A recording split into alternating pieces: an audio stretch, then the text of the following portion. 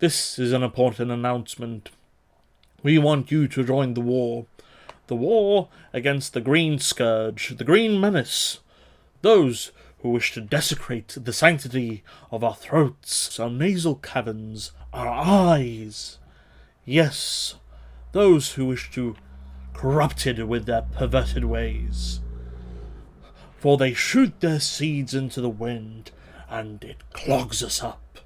Do you want your children like that? Do you want your very lives, the people that you love, to be desecrated by such things? I say nay, nay. Join the war. Join the war against plant cum. How do you do? It is I, Lord Pembleton III. I want to talk about something that has plagued me for pretty much the beginning of my life, and that is one of my greatest allergies. Now, I'm not really allergic to most things, most substances, though there are two things that I am allergic to. And one of the ones is very strange and awkward. It is fat.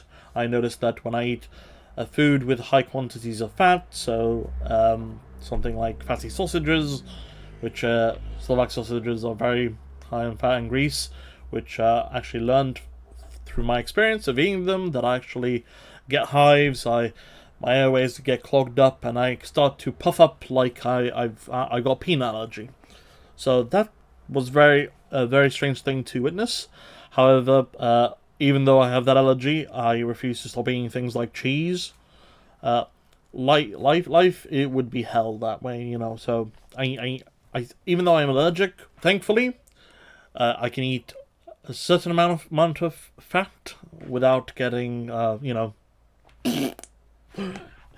And I will not stop eating cheese. You cannot make me.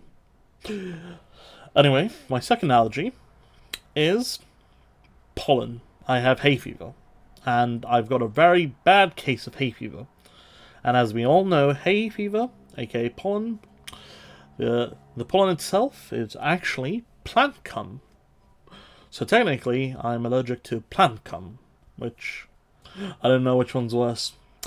Anyway, yes, you know, it's kind of ironic.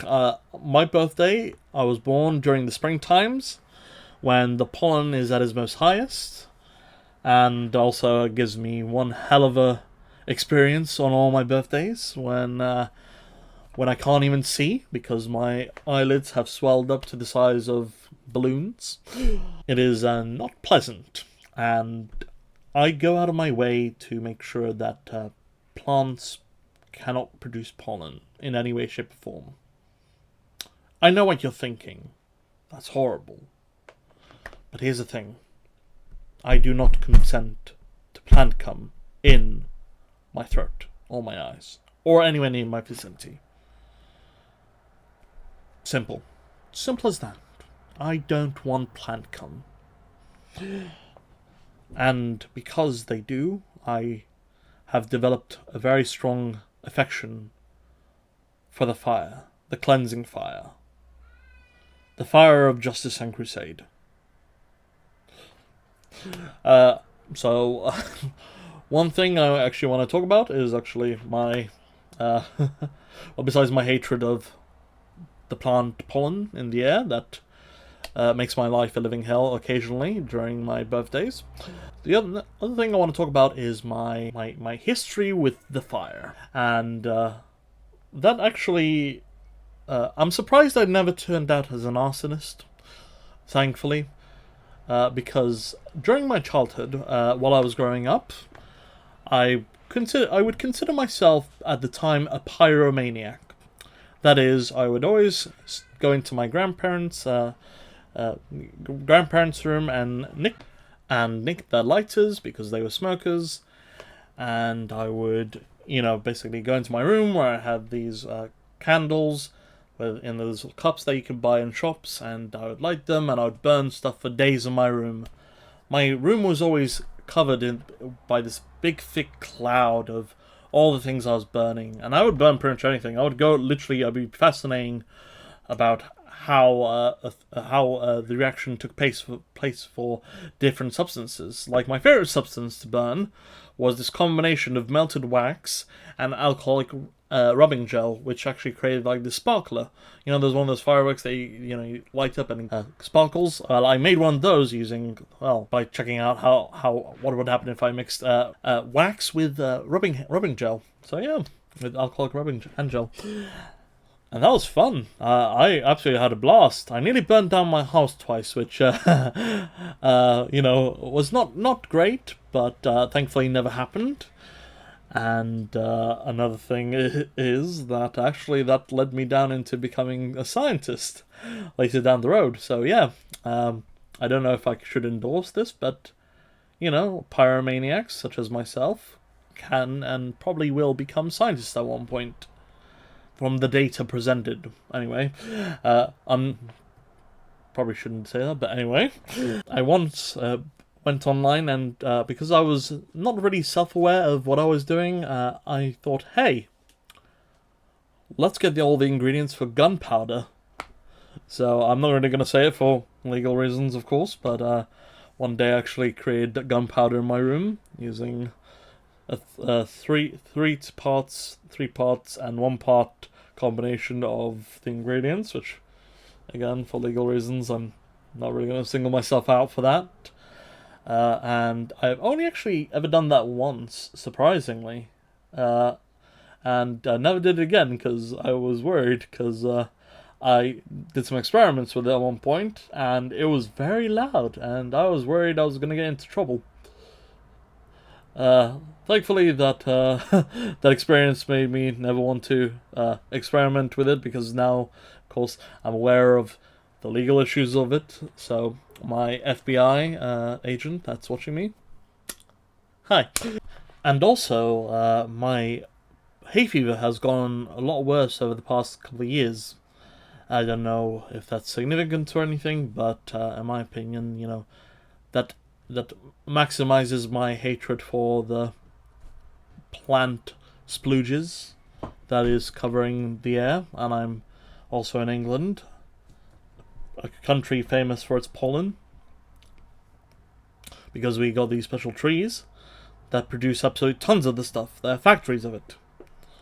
Now, of course, me being, of course, somebody who cares about the environment, cares about people, I think we should have them stopped.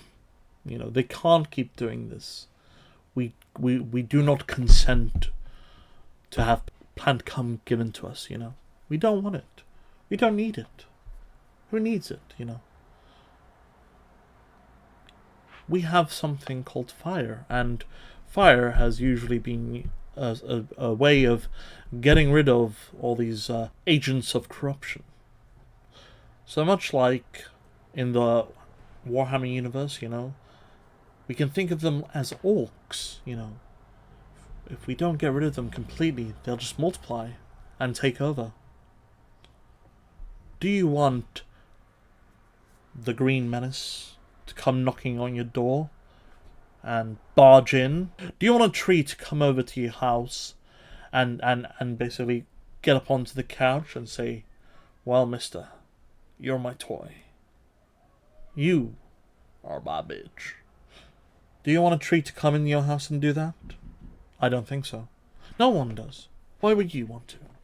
We need to get rid of them. We need to use all our resources and our attention to the Green Menace. I think, okay, now, call me crazy, but I think the best way of doing this is to go in style, to do this with some style. I'm talking, of course, about the Churchill crocodile,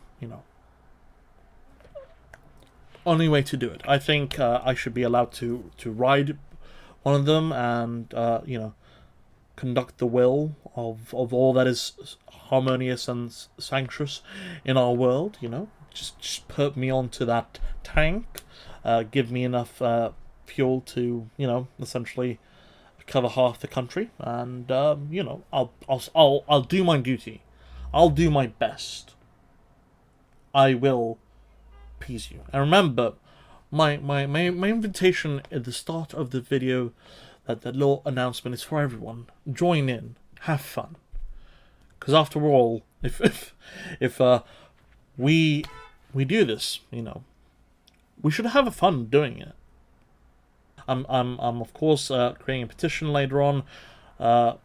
This will be a note in southeast London, so join the cause. And if there's any hooded strangers following you, my recommendation is run.